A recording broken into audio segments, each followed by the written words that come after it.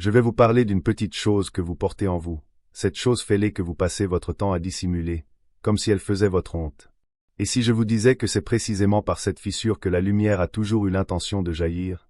Je vous ai écouté, vous qui retenez votre souffle dans le noir, guettant un bruit assez fort pour vous prouver que vous n'êtes pas seul face à tout ce qui vous accable. Une trompette, un sauvetage, une voix qui vous répond enfin. Mais avant que vous ne partiez, je veux vous montrer pourquoi ce son que vous espérez venir de si loin repose en réalité dans vos propres mains fatiguées. Oui, ces mains qui ont tant porté, tant tenu, tant réparé. Je vous vois, dans ce silence qui précède votre parole, quand vous décidez que la pièce est déjà trop pleine de voix plus fortes et plus sûres pour que la vôtre compte. Alors vous l'avalez, cette parole, vous la ravalez au fond de votre gorge. Je vous vois, non pas toujours entouré de gens, mais assiégé par ce vacarme intérieur, cette foule de raisons qui vous susurrent que vous n'êtes pas à la hauteur.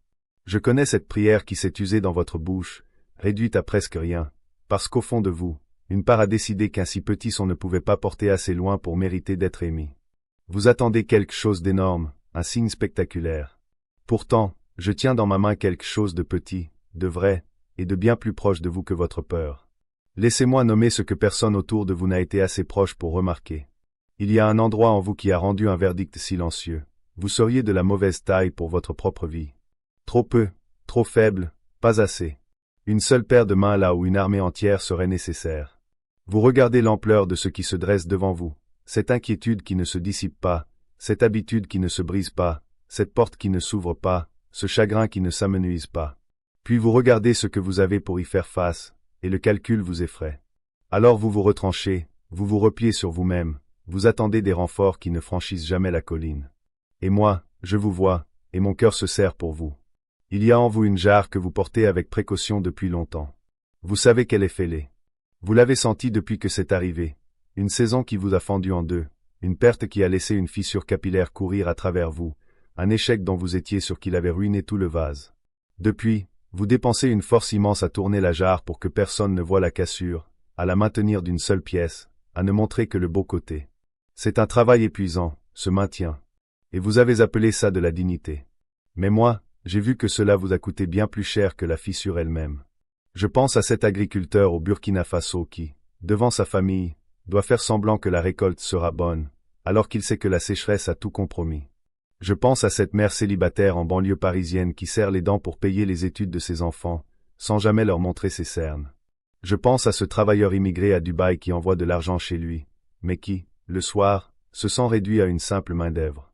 Vous, qui devez montrer un visage inébranlable devant ceux qui comptent sur vous, tout en vous demandant dans le secret si vous avez encore quelque chose à donner. Vous, qui restez silencieux en réunion, en famille, à l'église, alors que vous avez une parole vraie à partager, mais vous décidez qu'elle est trop mince pour changer quoi que ce soit. Le jeune parmi vous se sent dépassé par un monde construit pour les plus bruyants et les plus sûrs d'eux. L'aîné commence à se demander si son rôle dans l'histoire est déjà joué, si les trompettes ne sonnent plus que pour les autres. Différentes pièces, mais le même souffle retenu, la même attente d'un son qui ne vient pas. Est-ce que vous aussi, vous reconnaissez ce sentiment? Ce message que vous avez tapé honnêtement, puis effacé, parce que vous vous êtes dit, qui suis-je pour l'envoyer? Cette main qui est restée baissée quand on a demandé s'il y avait des questions, alors que la question vous brûlait les lèvres. Cette chanson que vous ne chantez que dans la voiture, vitre fermée, pour que personne n'entende à quel point la voix est devenue fragile. Aucune de ces choses n'est un désastre. Et c'est exactement pour ça qu'elles enseignent si bien. Elles sont assez petites pour qu'on ait honte de les nommer, et assez régulières pour vous convaincre peu à peu que le monde vous a déjà jaugé et qu'il s'est tourné vers quelqu'un qui a plus à offrir. Mais sous tout cela, il y a une peur très simple, vous n'êtes pas assez fort pour vaincre ce qui vous fait face. Pas assez solide, pas assez nombreux, pas assez entier. Que si cela dépendait de votre force contre la taille du problème, le problème gagnerait. Parce qu'il a toujours l'air de l'armée la plus nombreuse. Je veux répondre à cette peur directement, car elle dirige plus de vos journées que vous ne le pensez. C'est vrai, vous n'êtes pas assez fort pour gagner par votre propre force. Et cela ne vous a jamais été destiné. Vous avez eu honte de ce que je préparais à utiliser. Approchez-vous, car c'est là que la vieille peur commence à s'effondrer. Vous avez cru que votre petitesse vous disqualifiait. Qu'avant que je puisse agir à travers vous, vous deviez d'abord devenir plus grand, plus fort, plus stable, plus impressionnant, plus sûr de vous. Alors vous avez essayé de grandir pour devenir assez grand, afin de mériter le secours. Pendant tout ce temps, j'ai fait le contraire de ce que vous attendiez. Je n'ai pas attendu que vous grandissiez. Je vous ai doucement fait de la place pour que vous cessiez de prétendre que vous devez l'être. Rappelez-vous de Gédéon, cet homme terrifié que j'ai appelé pour diriger. Il se cachait dans un pressoir pour battre un peu de blé en secret, de peur des envahisseurs. Il a rassemblé une armée pour affronter l'ennemi. J'ai regardé cette armée et je lui ai dit qu'elle était trop grande. Pas trop petite. Trop grande. Je lui ai dit que si une telle force remportait la journée, chaque homme rentrerait chez lui convaincu que sa propre main l'avait sauvé, et aucun ne saurait que c'était moi. Alors je les ai réduits. Des milliers sont rentrés chez eux, jusqu'à ce qu'il n'en reste que quelques centaines. Un nombre si petit que cela devait ressembler à une cruelle plaisanterie face à la multitude campée dans la vallée, une armée innombrable, épaisse comme le sable. Voyez-vous ce que je faisais? Je ne le punissais pas par la faiblesse. Je balayais tout ce sur quoi il aurait pu s'appuyer à la place de moi. Jusqu'à ce que la seule explication possible pour ce qui allait arriver soit ma propre main. La petitesse n'était pas le problème à résoudre, elle était tout le dessein. C'est ainsi que j'ai fait en sorte que, lorsque le mur de la peur s'effondrerait enfin, personne, pas même lui, ne puisse confondre cela avec l'œuvre d'un homme assez fort. Et quand la nuit est venue, je n'ai pas armé ces quelques-uns avec plus qu'ils ne pouvaient porter. Je leur ai donné à chacun une trompette et une torche. Et je leur ai fait cacher la torche à l'intérieur d'une jarre d'argile ordinaire, cette même argile fragile, ce même matériau cassable que vous craignez tant de montrer au monde. Ils sont descendus dans l'obscurité autour d'un camp qui les surpassait en nombre de manières incalculables. Et au signal, ils ont fait la chose la plus étrange qu'une poignée de personnes en infériorité numérique puisse imaginer. Ils n'ont pas dégainé l'épée en premier. Ils ont brisé les jarres. Ils ont fracassé les vases qu'ils tenaient dans leurs mains, tous ensemble, pour que la lumière cachée à l'intérieur puisse jaillir dans les ténèbres. Prenez le temps de méditer là-dessus. Parce que c'est la chose que j'essaie de vous dire depuis que vous retenez votre souffle dans le noir. La brisure n'était pas l'accident. La brisure était le plan. La lumière ne pouvait pas sortir tant que la jarre n'était pas autorisée à se briser. Vous avez gardé votre fissure comme si elle était votre ruine. Elle est l'ouverture. La fracture dont vous aviez si honte est la couture exacte par laquelle la lumière que j'ai mise en vous s'échappe enfin. Une jarre scellée garde sa petite lampe pour elle-même. Une jarre brisée inonde tout le champ. Avant de continuer, laisse-moi te parler quelques secondes avec mon cœur, simplement d'être humain à être humain. Si ce message t'a réellement touché, si une parole ici t'a rappelé que tu n'es pas abandonné, alors sache que tu peux aussi soutenir cette chaîne avec un super thanks, uniquement si ton cœur t'y pousse et seulement si tu en as la possibilité. Je ne veux surtout pas que tu te sentes obligé de donner. Ta présence ici, ton écoute, ton abonnement, ton commentaire et même le simple fait de partager ce message avec quelqu'un qui en a besoin ont déjà énormément de valeur pour moi. Mais si tu décides de laisser un super thanks, sache qu'il ne sera pas simplement un geste perdu dans une plateforme. Il contribuera à faire vivre cette chaîne, à continuer la création de ces messages et à permettre à cette voix d'atteindre d'autres personnes qui, peut-être aujourd'hui, sont seules dans leur chambre, dans leur voiture, dans leur maison, avec les larmes aux yeux et sans savoir à qui parler. Alors, si tu peux et si tu le souhaites, merci du fond du cœur. Cœur rouge. Et si tu ne peux pas donner, ne culpabilise surtout pas. Reste simplement avec nous. Écoute. Partage. Prie. Ton soutien ne se mesure pas uniquement en argent. Maintenant, revenons à ce message, parce que je crois sincèrement qu'il y a encore quelque chose que tu dois entendre. Je ne vous demande pas de fabriquer une lumière que vous n'avez pas. Je l'ai placée en vous il y a longtemps. Je vous demande d'arrêter de dépenser vos dernières forces à maintenir fermée la seule issue par laquelle elle pourrait briller. Vous avez considéré cette fissure comme la preuve contre vous. La preuve que vous n'avez pas tenu le coup, que quelque chose en vous a cédé là où il aurait dû rester ferme. Alors vous l'avez gardée pour vous, comme on cache une blessure dont on a honte. Mais une blessure cachée dans l'obscurité ne peut que faire mal. Une blessure amenée à la lumière peut enfin faire autre chose que souffrir. Et si je vous disais que vous n'êtes pas seul à porter cette jarre? Je pense à cet artisan à Abidjan qui a perdu son atelier dans un incendie, et qui chaque jour recommence à zéro, honteux de sa précarité. Je pense à ce chef d'entreprise à Lyon qui a fait faillite, et qui n'ose plus regarder ses anciens employés dans les yeux. Je pense à cette infirmière au Congo qui soigne les autres avec le sourire, alors qu'elle-même porte le poids d'une famille à charge et d'un deuil récent. Vous voyez, la fissure est universelle, elle ne connaît ni frontières, ni statut social. Elle est le ciment de notre humanité. Et c'est justement parce qu'elle est universelle que nous pouvons nous y reconnaître, nous y rassembler, et y puiser une force collective. Pour revenir à ce récit, cette nuit-là, quand ces quelques hommes ont brisé leur jarre et élevé une seule note dans le noir, ils ne créaient pas la victoire par leur propre souffle. Ils s'alignaient derrière un cri qui s'était élevé avant eux. Et la grande masse bruyante de l'ennemi, cette armée qui semblait trop nombreuse pour être comptée, ne s'est pas tenue debout pour se battre. Elle s'est effondrée, elle s'est retournée contre elle-même dans l'obscurité et s'est dispersée, parce qu'elle n'avait jamais été aussi solide qu'elle le faisait croire. Voilà ce que je veux que vous compreniez à propos de ce contre quoi vous vous arc-boutez.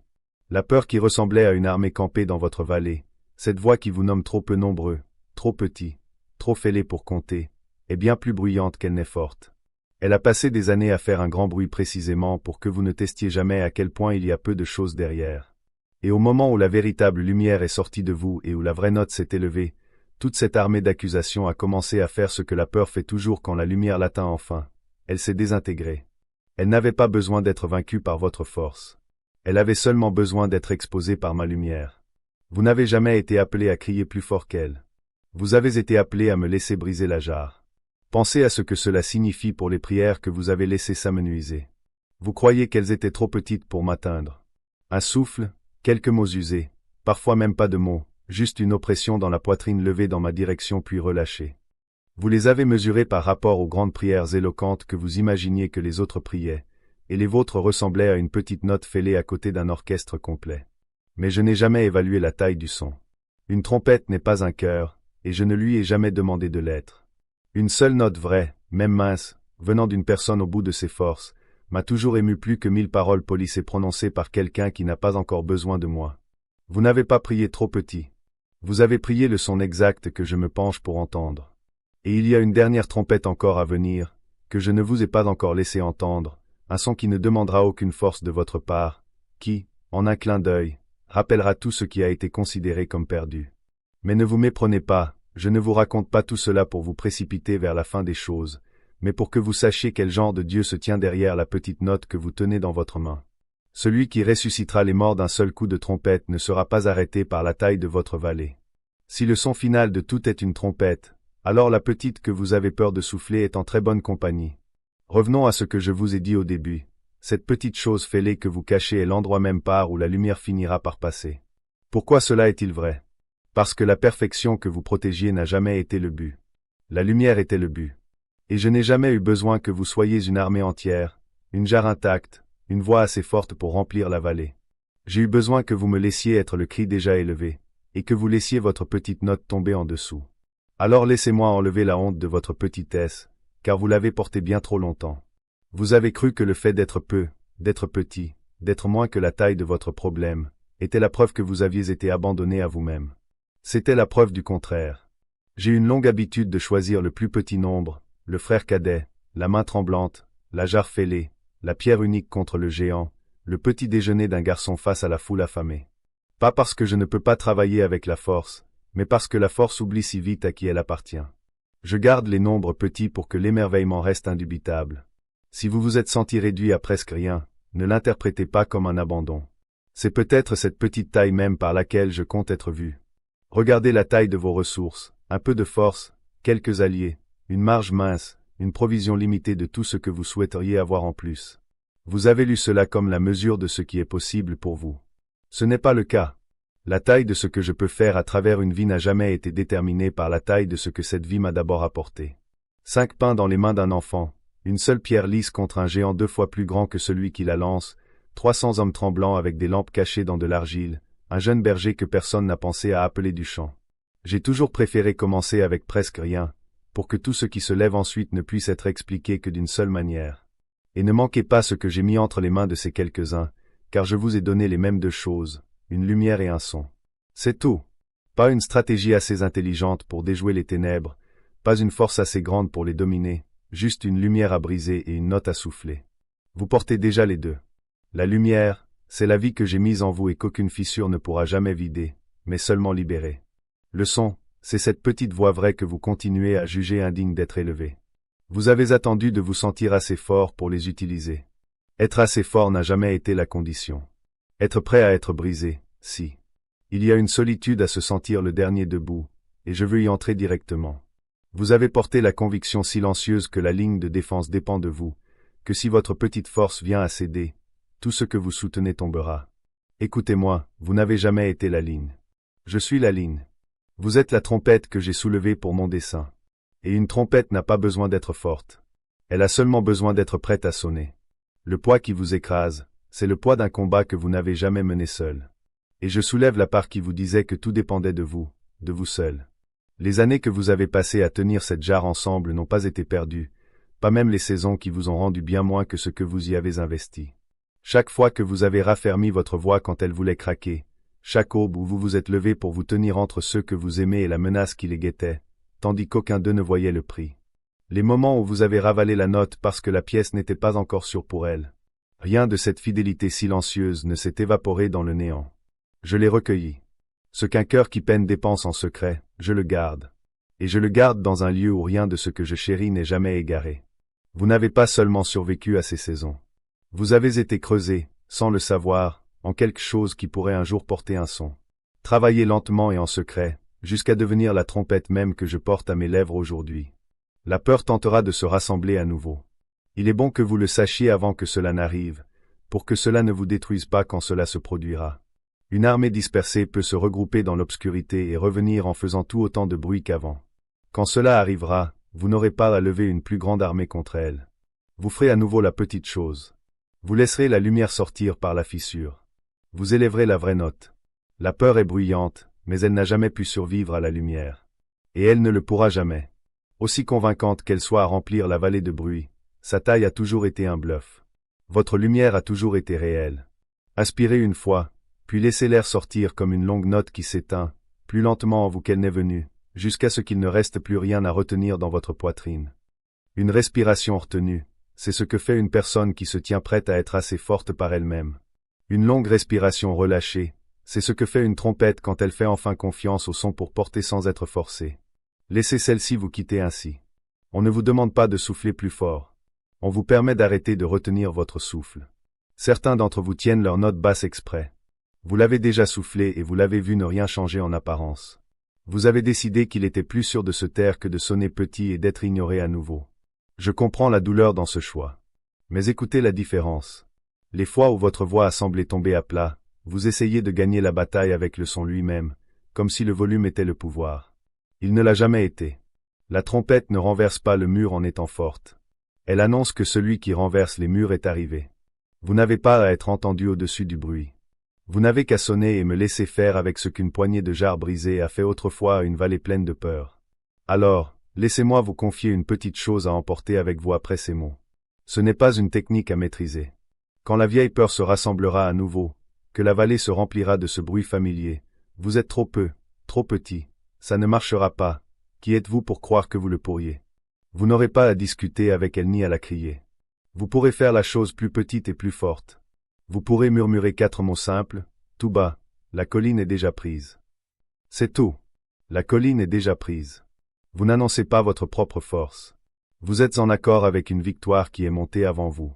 Vous ne sentirez peut-être pas la vallée se taire la première fois que ces mots quitteront votre bouche, ni la 10e. Mais plus tard, au-delà du point où vous aurez l'impression qu'il ne se passe rien, vous remarquerez que vous avez cessé de vous préparer à être une armée. Parce que vous vous serez enfin souvenu que vous n'avez jamais été destiné à être autre chose qu'une trompette. Il y a très probablement quelqu'un près de vous qui se sent aussi dépassé que vous. Quelqu'un dans votre maison ou votre entourage qui s'est tu parce qu'il a décidé que sa voix était trop petite pour compter. Quelqu'un qui porte sa propre jarre fêlée et qui dépense tout ce qu'il a pour cacher la fracture.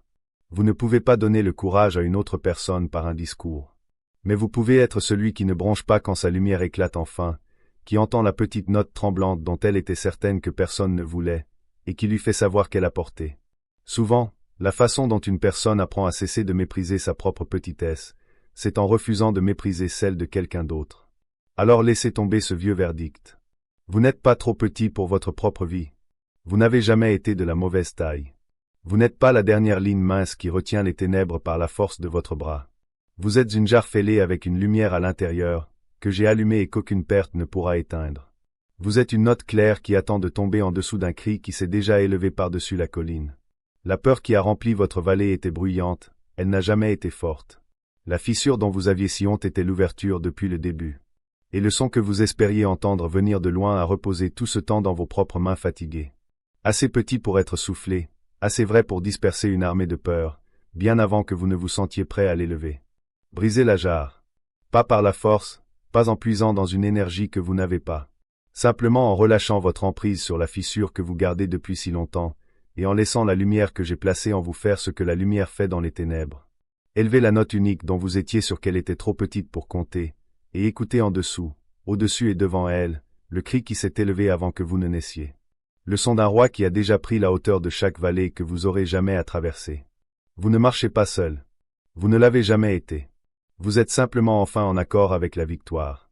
Vous n'avez pas à vous sentir fort pour croire cela. Vous n'avez pas à vous sentir plus que ce que vous êtes.